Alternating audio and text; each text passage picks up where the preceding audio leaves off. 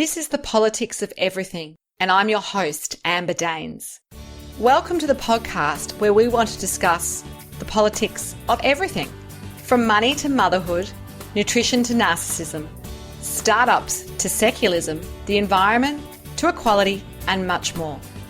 Our guests are experts in their field or topic of choice, even if you've not yet heard their name. This is a bipartisan podcast, so while we love exploring varied views and get a buzz from a healthy debate, by no means is this a one-sided forum for any one political view. So please listen up and enjoy the politics of everything. My guest today could be forgiven for rejecting the very notion of optimism. At 12 years of age, Stacey Copas had a devastating swimming pool accident that left her a quadriplegic, forever dependent on a wheelchair. Though this has unquestionably changed the course of her life, Stacey has used her experience and personal philosophies to become one of Australia's leading keynote speakers and facilitators on resilience and how to turn adversity into an asset. She can regularly be found delivering keynote speeches, training, consulting and coaching to big organisations such as Telstra and the CSIRO. Her first book, How to Be Resilient, was published in 2015 and has been featured in numerous media outlets. Stacey is an ambassador for the Lane Beachley Foundation Aim for the Stars and donates a percentage of her speaker fees and the sale of each book to support the foundation. What a woman. I'm so delighted to speak to Stacey today on the Politics of Optimism. Welcome. Well, thank you so much, Amber. It's a pleasure to be here. So I'm going to start with the big question. How do you define optimism? I mean, is it just about being positive in good times and bad, or is it something bigger than that? To me, when I think about optimism, I look at it as more of probably a future-paced thing. So I look at it about having a belief that good things are going to happen, if I can sort of distill it down as simple as I can. Always believing that there is going to be good stuff that's going to happen, and certainly looking for the bright spots and looking, again, just being quite, hopeful about the future and just being really positive about it, rather than, I guess, obviously the flip side is pessimism, which is, it's having a negative outlook towards the future. Yeah, it's quite exciting and probably a little bit undervalued is probably the thing to look at it is just how powerful it can be. Absolutely. So telling us a little bit about your backstory, what was your childhood like? And do you remember having any big dreams of what you'd do when you grew up? Did you know what you wanted to be? Did you know what your life you thought would be like as a child? Absolutely. I had such clear pictures of what I was going to do when I got older. And from the time I could pretty much talk, all I wanted to do was be a vet. So everything that I did around my schooling, that was my focus. And even to the point where I'd gotten towards the end of primary school, I knew what high school I needed to go to, I wanted to go to. It was actually a selective high school, so I had to go through the whole preparation for those exams. It's a competitive process. I actually, got a first round offer to go to the school that I wanted to go to. So, that was certainly well and truly on track for me. Aside from that, I was an athlete as well. So sport was a bit of an obsession, and I played softball in summer. I was a pitcher. And in winter, I played soccer, and I ended up being a friend and I, this is like 28, 29 years ago. So yeah, I'm really showing my age now. A friend and we weren't even going to ask your age, but you've offered it up. It seems people be doing the maths now going, oh, okay. Yes, do the math. 28, 29 years ago, a friend and I, we fought like hell, and we ended up being the first two girls that ever played soccer at our school in the boys team. So I get so excited seeing how far women's sport has come now and how high profile it is. Obviously, there's still a lot of work to be done, but, being probably one of those very early agitators, for change in sport was, I get so much thrill out of seeing how things have come. So sport was an obsession. I was a rep runner as well. I represented every distance from the 100 meters to the cross country. And so just that combination of having such a clear vision, from an academic perspective and a career perspective on what I was going to do. And then also, balancing that out really nicely with, with being quite a talented and also passionate athlete as well. So, certainly, childhood was probably clearer than most on what my passions and goals were and what I was going to do to achieve them as well. Wise beyond your years, but definitely the sounds of it. So if you could just share with us the significant life event that changed that path for you. Yeah, so at the end of year 6, so I'd been accepted into the agricultural high school that I was going to go to. I'd done all my orientations. And so everything was just progressing perfectly. Unfortunately, that all got completely thrown out the window. It was a hot Sunday afternoon, first weekend in summer, and I was cooling off in a backyard pool, a relative's place, with my younger brother who was 10 and a couple of other boys around the same age. And being the only girl and being that bit older, I'm like, there's no way I want anything to do with you guys. So it's never too cool for school. Oh God, I know. I sound like such a bit of a wank actually back then, didn't I? But yeah, it was, you know what it's like. You don't want to hang around with your little brothers and stuff like that. No, so, of course not. Yeah. So, every time I visited this, relative's place, like what I used to do was just climb up on the edge and dive in and just did it over and over again, just an above ground pool. So, not a suitable pool for diving, but it was something that I did over and over again anyway. And one time I was just being a complete perfectionist. So I totally sound like a nightmare, don't I, as a 12-year-old. So complete perfectionist. I'm like, no, I'm splashing too much as I'm diving. So I stood there on the edge of the pool and I thought, if I try and keep my legs straighter and I try and hold my feet together, then I thought, in theory, then that would just make this really nice, neat entry into the pool. So I thought, great, I figured this out, and I did that. So I took a deep breath and I dived in, holding my legs together and keeping them straight. Anyway, it felt like any other dive that I'd done before until I went to go and swim up from the surface up to the surface, and I realised I couldn't move. So I was stuck at the bottom of the pool, fully conscious, had no idea what had gone wrong, but I could not move at all. So I'm desperately thinking, how the hell do I get the attention of my brother to help me here?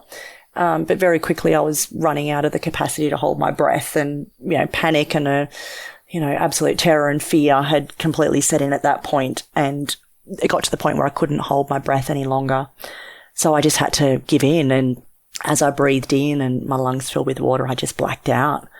Eventually my brother realised, he thought I was just joking. And, obviously I was under a hell of a lot longer than I should have been, and he realised something was wrong, and he actually pulled me out and raised the alarm for help. And it was later that night at the third hospital that I had a doctor come and tell me in intensive care that I'd actually broken my neck and drowned, and I'd never walk again. So, it literally felt like my life was over in that moment. Absolutely. I can imagine you, no matter how many years go by, you can vividly recall that sort of turning point, if you like, and that sliding doors moment. Yeah. Can you recall, as a teenager, what was it like to suddenly be in a wheelchair? I mean, I can only imagine physically how difficult that is, but also mentally how you're coping with watching your other friends go on to various milestones and your life is in a completely different reality. How did you cope? It was like I certainly felt like the universe had it in for me at that time, because first of all I couldn't go to the high school that I was meant to go to, because I wasn't able to get myself around and there was absolutely zero access at the school. So I missed the first 6 months of high school because I was in hospital. And then I started, school in the middle of the year, changing schools as hell anyway. But middle of the year at a school that was nowhere near home where I didn't know a single person. So that really compounded, the struggles I was having. And even just being a teenager is tough at the best of times, especially, we're really struggling with our identity and who we are and where we fit and just different dynamics. And that was then, it's said, compounded by me really struggling with what had happened. I certainly hadn't accepted it. I was really bitter and angry and resentful, and that was all directed at myself because I was in that situation because of my own actions. So I certainly sought some not very healthy outlets, and I spent a large proportion of my teenage years drunk or stoned, and that was my way of coping. And the biggest downfall there is that in between those, artificial moments of happiness, that I really got into deeper, darker pits of depression and despair and anxiety, which I actually hid really well from people. I was really good at the facade that everything's great and I'm getting on with life. But, it wasn't until I actually published my book a couple of years ago that people really realized just how tough I did do it. But I didn't let anyone in at that point in time. Absolutely. I can imagine, perhaps family even might not have even been as aware as, like you're saying, of what was really going on, and, you probably pushed people away and so forth. I guess, moving forward a little bit, you've decided on some new challenges, and we will go into your book and so forth soon. But I read that at the end of 2012, you began athletics after, a hiatus from some sort of physical competitiveness for many years, and discus and sprints was your choice of poison, if you like, and big dreams for that. So how did you get into that? How do you suddenly decide I'm going to become an athlete again? It sounds like it was very much part of your childhood, but then it came back into your life at a later stage. Yeah, it was when I was first in hospital, I actually had to spend 8 weeks flat on my back with a sandbag either side of my head. I couldn't move anything. So I had a lot of time to think at that point in time, and certainly I wasn't in a great headspace. And because sport was such a big part of my life, I actually made a pact with my 12-year-old self. It sounds heavy, doesn't it? And but yeah, I made a pact that I was never going to play sport again because I couldn't play it like I used to. And other than a few sort of experiences through my teens and early 20s where I tried a couple of sports but ended up being completely embarrassed by how slow and uncoordinated I was, I actually kept that up for 22 years, which is a pretty massive pact to keep, isn't it? Like, wow. Yeah, 22 years. That shows your commitment to keeping a pact, even if it's not a great one. I'm a woman of my word. Exactly. Yeah, and it was just a couple of days after my 34th birthday, I had this urge that came from God knows where that said, Stace, it's time to get fit. And and it's funny when you make a decision, it's like, okay, there's a time to question and a time not to question. And this urge that came to me was so strong that I thought, okay, I need to do something about this. And within a couple of days, I got an email about a Paralympic talent search, and I thought, wow, that's probably a cool place to go and find something to get fit. So I registered for it, but a couple of days before the event, I reread the email and it said they were looking for athletes. And I'm like, I'm not an athlete. I'm never going to be an athlete, so I'd better not go. And my partner at the time said, no, just go. You never know what might come of it. And so I did, and I felt so old. And but again, if I say I'm going to do something, it's 100%. And I tried a range of sports, and I was encouraged by all of the coaches that I could pursue it.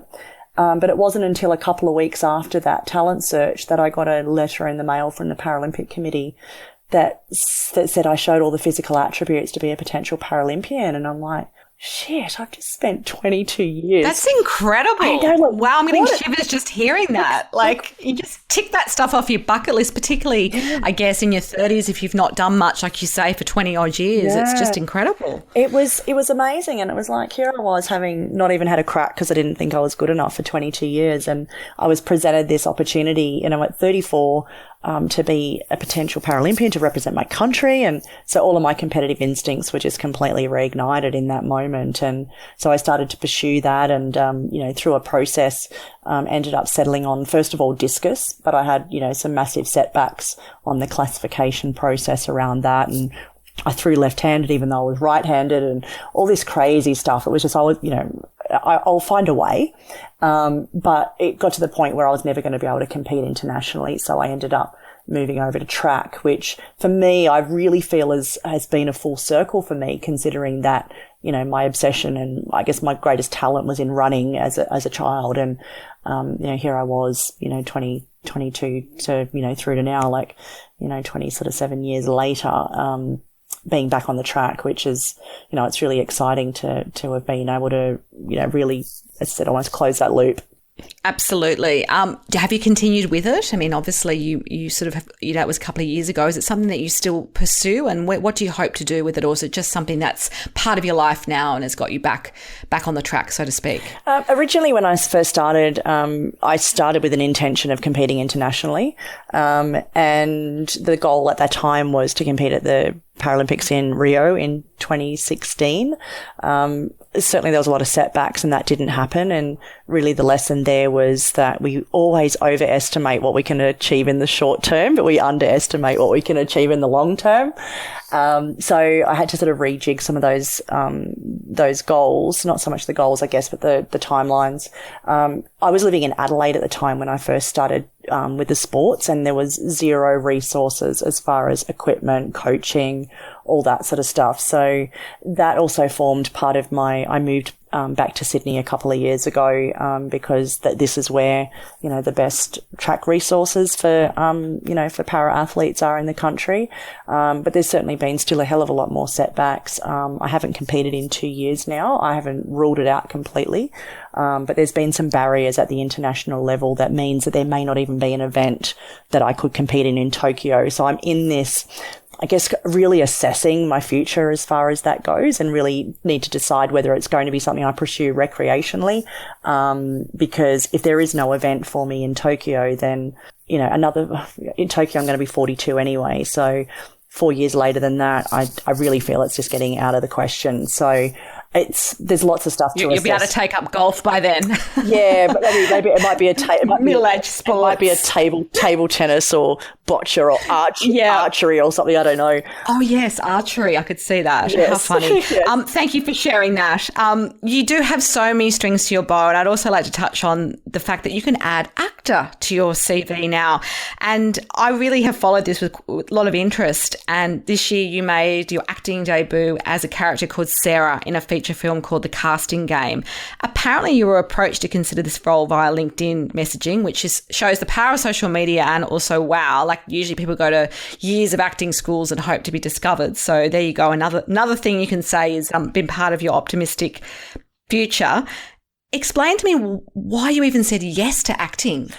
Yeah, it was certainly not anything that was on my radar in any way, shape, or form. And yeah, it was a couple of days after Christmas last year that I got this message on LinkedIn it was completely cold. It was someone that I did not have any connection with at all, who said she was a director. She's directing this just a low budget indie film, and they were looking for a lead actress who used a wheelchair.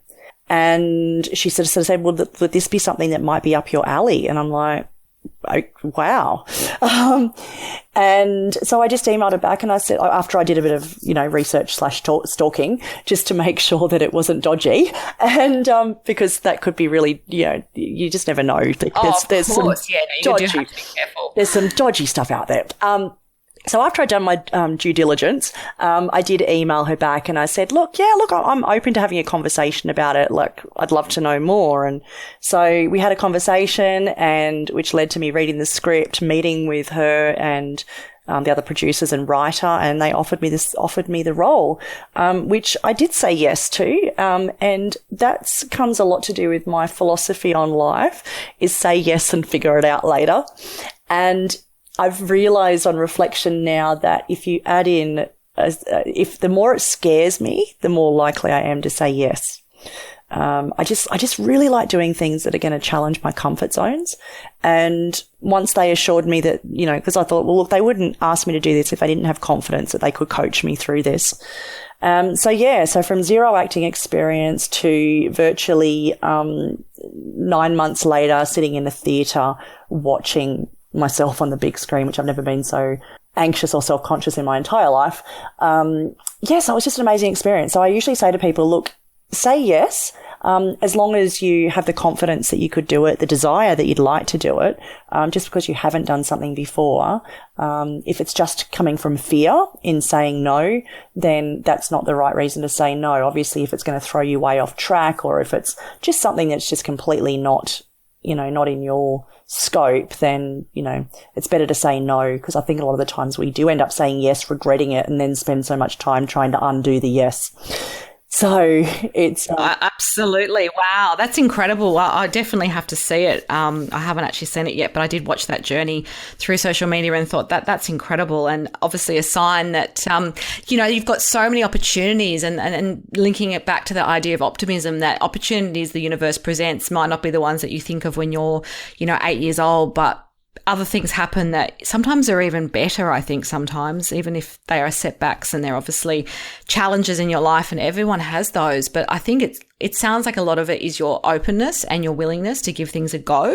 Yeah. And that's definitely something which I think changes people's mindsets, in my experience, from, being pessimist to optimist and thinking, oh, why didn't I get that? It's like, well, what else did you get? Like, that glass half empty, half full theory. It is. All our parents throw at us when we're little kids and we don't get it, and suddenly, you grow up and you think that's actually 100% true. You give two people two different situations and you'll get two different responses. It's totally true, and I agree with you, as you said, that, I completely believe, I trust in the timing of the universe, and that usually what ends up getting offered up to us, even though it's not what we initially asked for, is trusting it and running with it. And in my experience, that all of those plan B has ended up being an amazing, amazing opportunity. And I can say with absolute certainty, has led to, far more exciting and challenging experiences than the plan A was going to offer up.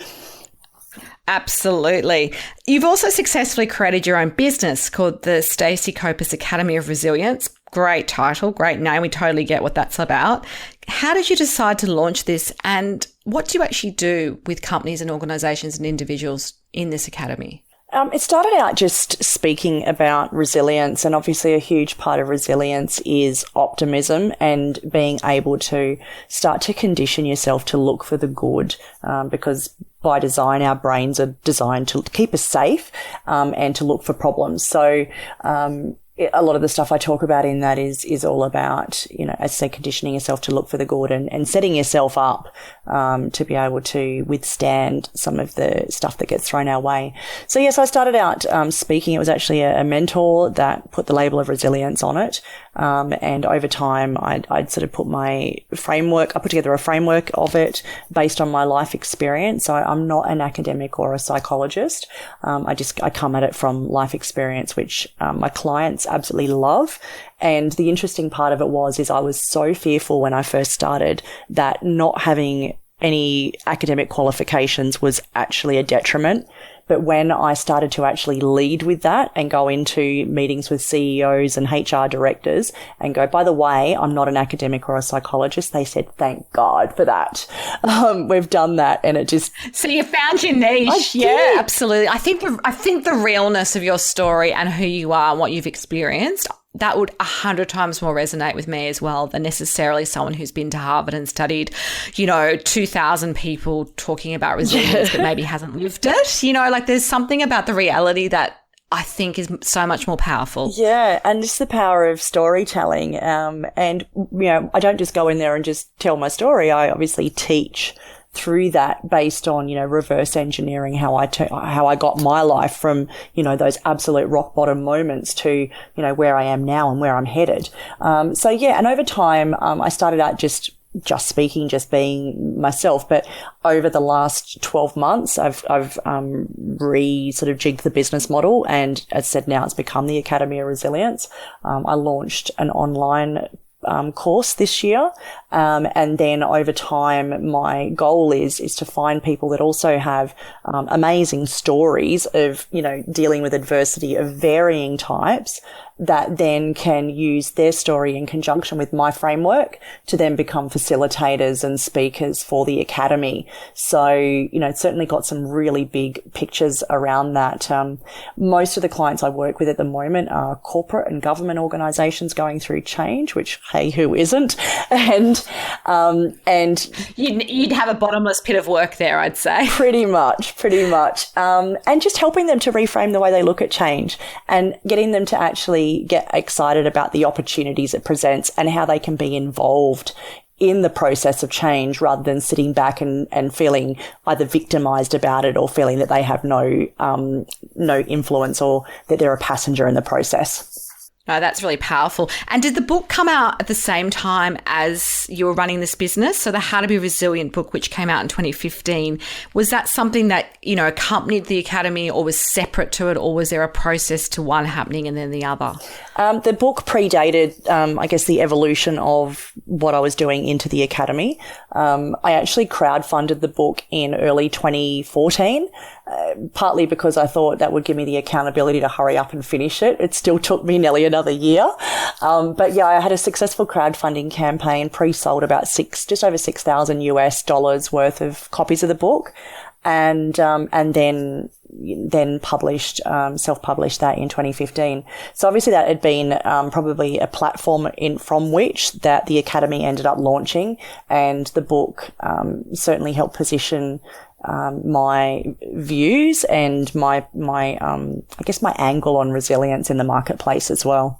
Terrific. I'd love you to give us an example of how you've been able to help someone else that's perhaps not in a good place truly overcome their situation and embrace optimism. I'm not expecting you to name names or give away anything confidential, but I'd love to sort of see how you in action, how you might have worked with someone to help them, because I think your story is amazing. You've got optimism all over you. You can hear it in your voice. You can feel it in what you do. What about other people? How have you actually been able to help someone? Yeah, it's actually happens a lot. And I certainly find I get a lot of people approach me via social media. I get a lot of private messages from people that are really struggling with certain things in their lives. And there's a few things that I do really try and get people to do to get themselves out of that rut that they're in, because unfortunately a lot of the times when people have had a setback or are really struggling with something in their lives, they fixate on the problem. And so the first thing I do is to get them to, unfix from the problem and start to look for the good stuff in their lives. So it generally starts with a process of gratitude. So just getting them to just answer a simple question at the end of each day, which was, what was the best thing that happened today? And just looking for one thing, it just starts that process of conditioning the optimism rather than, as I said, being fixated on a problem. And again, it's, where your focus grows, energy flows. Where your focus goes, energy flows. So it's... Oh, I like that. Yeah. That could be like a bumper sticker. Oh, it's good. Yeah, it is. But it's like, but you know what it's like. It's what you focus on, you get more of. Absolutely. So true. So certainly it's not getting people to completely disregard what they're going through. It's just a matter of starting to then go, yes, I acknowledge this has happened. I can't change that, but what I can do is I can start to change what I do from this point forward. The other thing, these things are really simple, and sometimes people discount simplicity. And that's why I always have to frame it. It's just like, this sounds simple, and it's because it is. So don't just go, yeah, I know it, and ignore it. It's, sunshine is one of the other things. It's just connecting with nature. It's just such a grounding process. So a lot of the time when I find if people, are really struggling, I'm like, just get outside and sit in the sun, close your eyes, feel the sunshine on your eyelids, and just be present for a moment. And be very aware of the feelings that, again, it's a simple mindfulness thing. But mindfulness is only part of the process. And I think that's where sometimes things get a bit lost in mindfulness. And then just getting them to start to, again, look at, what they're excited about in the future, or what could they be excited about in the future if they chose to be. And just starting to get people to realize that they have the power to make decisions. Every single day, every moment you have the power to make a decision that can actually change the situation you're in.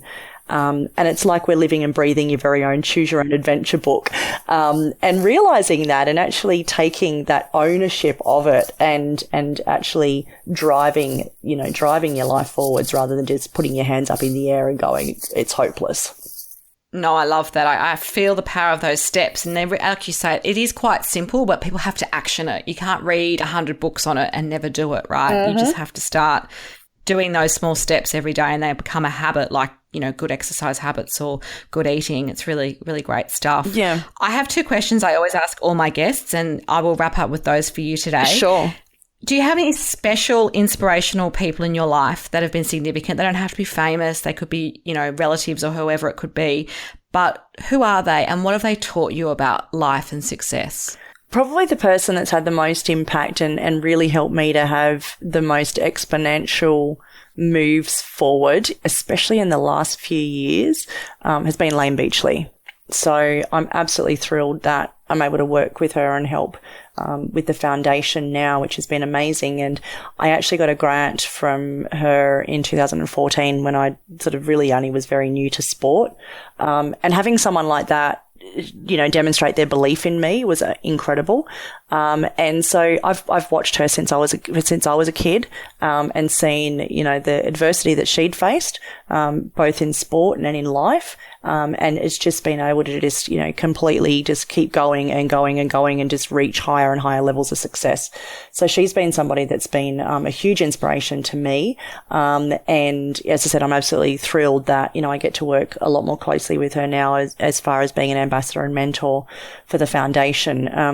But as far as inspiration goes, there's one thing I really like to share with people is that while it's good to have inspirational people around you and to seek inspiration from external sources, if the primary source of your inspiration is not internal, then it's not sustainable. That's amazing. That's so true though, isn't it? Like people often, I just interviewed a guest recently and he was sharing that idea that he became almost a seminar junkie because he was looking for so many fixes of inspiration and ideas, but he realized he actually had to ground himself and focus on himself as well and put some of that inside him. So I think that totally speaks to me as well. Just the idea that you need to work on yourself and make that a priority rather than always looking for, who are these amazing magic people that some of that, stardust is going to rub off on me if I hang around them. But sometimes that doesn't work. Yeah, it can obviously add fuel to the fire, but the fire needs to be stoked from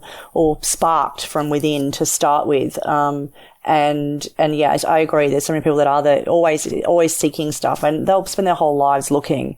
But really, we have the answers. We have most of the answers within us already, and it's just trusting that. And I think that we don't value ourselves enough to trust and believe in ourselves that we can do it. And in your final top tip for anyone keen to master the politics of optimism, what would that be? The one thing is journaling. Journaling has proven the biggest move forward for me, and it's just a way to start to really start to master the language that you use, and the language that we use is a huge step towards becoming more optimistic. So it's about using positive language and looking at situations and the words we use to describe them.